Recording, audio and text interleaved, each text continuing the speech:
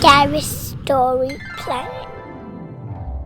Hello and welcome back to Gareth's Story Planet. I hope you're okay and I hope you've got a nice bit of cake and a cup of tea and are ready for my next fantastic interview. I am here with a new kid on the block illustrator who I personally think has made a massive splash in the picture book world. Can I please give a round of applause to Dapo Adeola? Hello buddy, you alright? I'm good. Thank you so much for coming down. I know you're a busy fellow. Yeah, just a bit. I love Rocket and these Rocket series. It's phenomenal. Congratulations. Yeah, thank you. First of all, thank you. Yes, it is phenomenal. It's also something that I'm really still adjusting to. Like, it's so weird. I don't think I've ever had anything I've drawn be this popular ever. Like, it's definitely an adjustment. Like, definitely. And it's one of those things as an illustrator where you kind of like, yes, you want something you draw, you to be known for a character and all the rest of it, but then you also want people to know other things that you draw. So Absolutely. It's just like, stop talking about Rocket now. Like, here's the other stuff that I've drawn, but yeah, no. Absolutely. And you've got some amazing stuff, which we'll talk about coming out soon. But what was your journey? Where did you come from? What have you done? So again, the new kid on the block thing is accurate, right? Because this is like my second year on the scene as an illustrator proper. But I've been drawing for 10 years, and a lot of my friends have only ever known me to be drawing. So it's this kind of weird, can I call it a paradox? It's this weird thing where it's like, I'm not new, but I'm new to the rest of the world, if it makes any sense. So I've been around, in answer to your question, I've been around, and how did we get here? Is that what you want to know? Yeah, I think so. So Nathan, who's the author of the book, he is a very talented screenwriter, actor, and he's with an agency. And his agency, I believe, they merged with a literary agency, and they became this mega agency.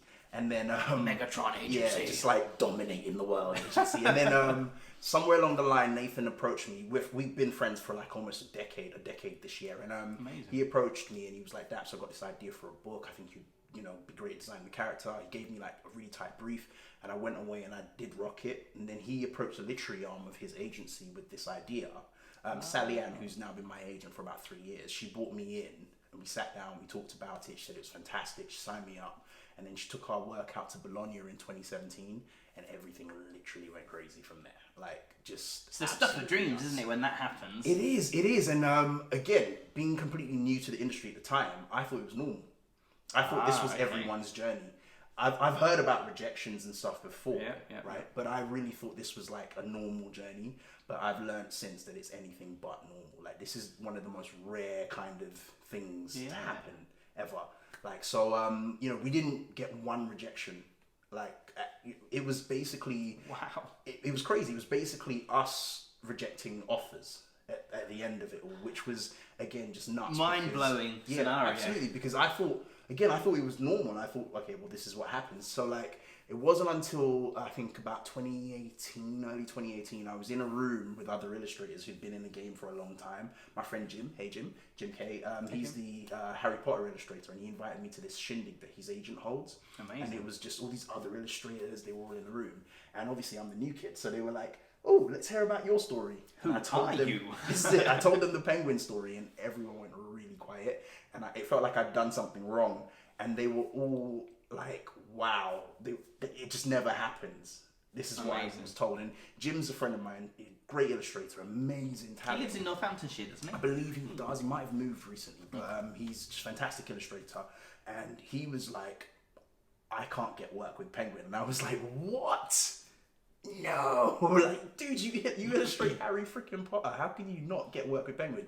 So, again, just a crazy experience. Like, it's been fantastic. Penguin are great. They've looked after us really well. Yeah, and it's just been fantastic.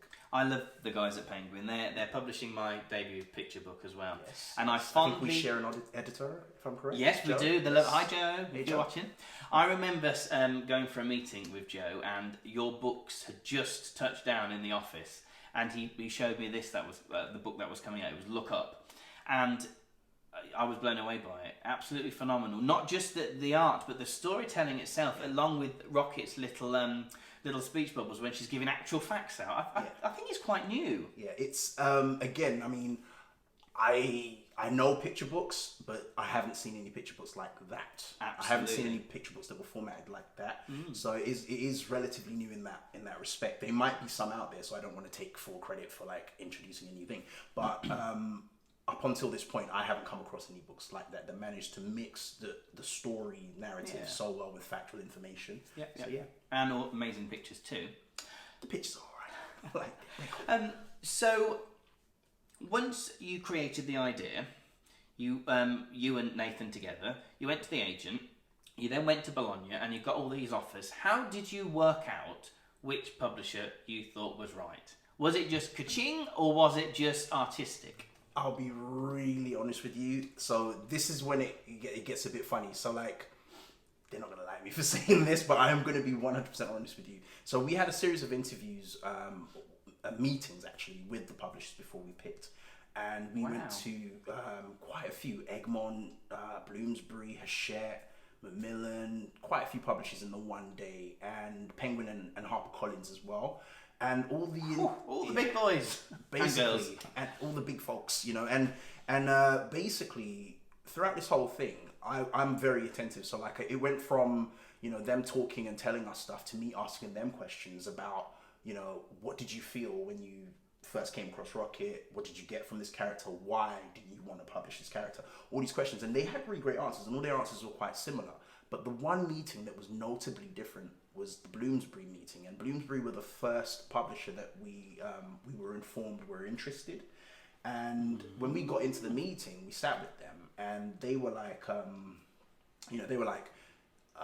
they told us a story about how they encountered Sally Ann at Bologna, and they were like, you know, Sally Ann came and they had all these bits and pieces because she gave out like a leaflet that has all the drawings on it and all the information about the book. Wow! So that's how she does it as an agent. She gives bits out for people to take away. That's amazing. And they basically at Bloomsbury they stack up everything so that they can review it when they get back to the office. Okay. And they were like, we put look up at the top of our list and we kept it there for a reason.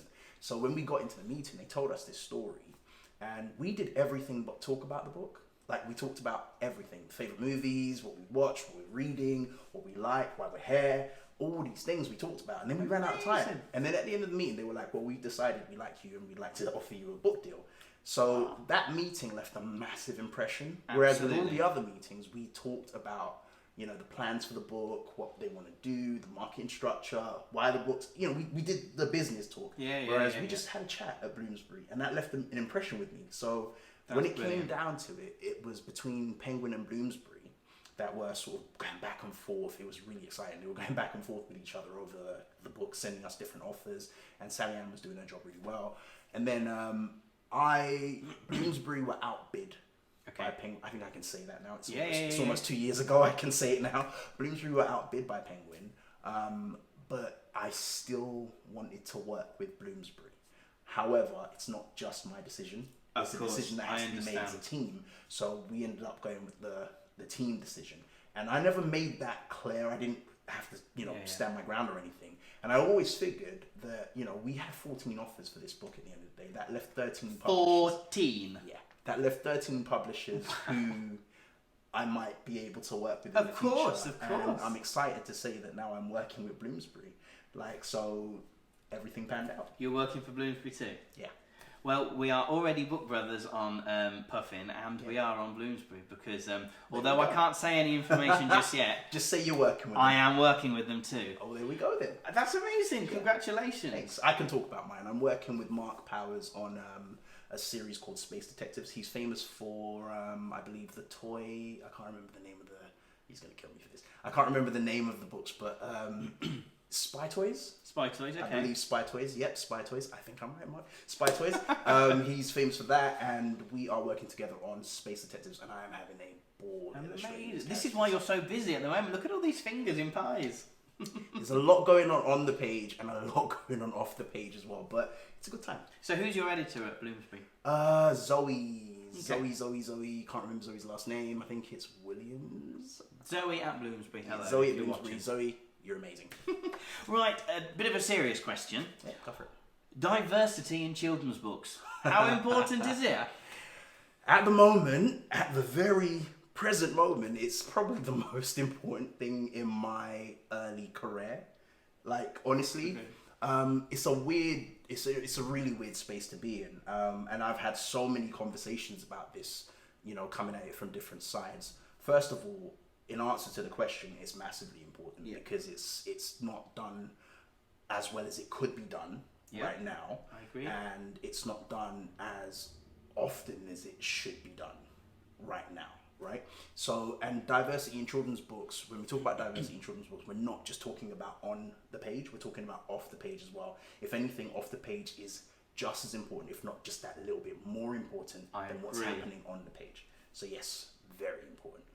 I showed you, maybe I didn't show you, but you might have seen somewhere, not from me, a proof copy of the book that me and Gary created. So it's a book called My Daddies, and it features a little girl with two daddies, and Gary and I are both in same-sex relationships, and we're both adopted, which is what the book's about. So I totally agree with what you're saying, on the page and off the page. And also, it was very important to me for the little girl to be mixed race, and they also added that she had a black father as well. So we are including diversity within everything that we're doing with it. And I hope, you know, and I hope it resonates, I think, more with people out there, because people are trying to do, you know, something a bit different. But actually, it shouldn't be different. It should have always been done, really. Yeah, but you know, the thing is, it's a tricky thing, because I do get that, you know, we're trying to, and this is where it gets tricky for me, because we're having to, as the creators, we're having to make these decisions to be more inclusive, right? And we keep saying that it should, but it isn't. So rather than, because I started to feel like I was maybe being a bit manipulative at some stage when I was creating the stories. And then I had to sort of say to myself, okay, look, you have to do this now because it's not being done, right?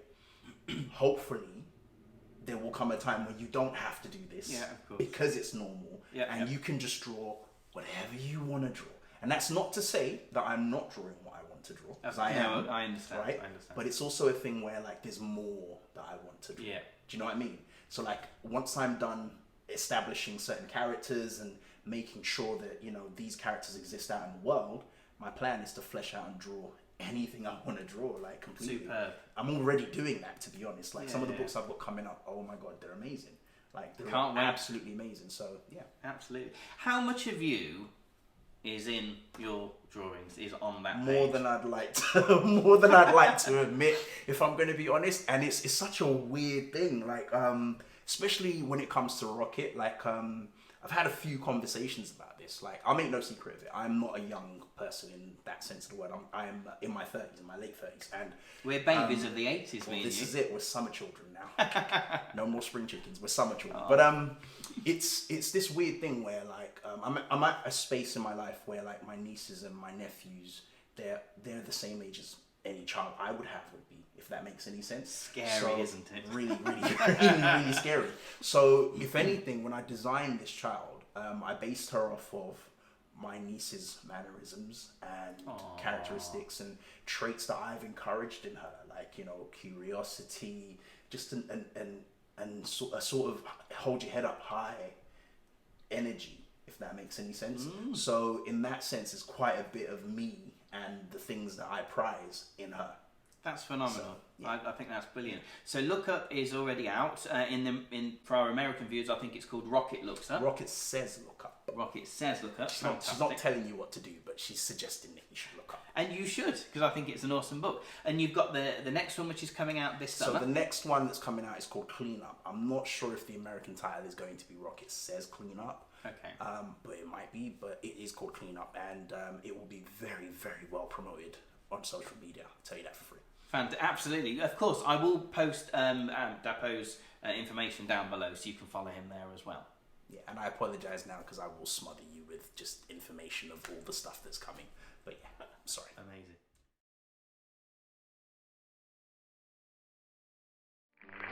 Bye-bye.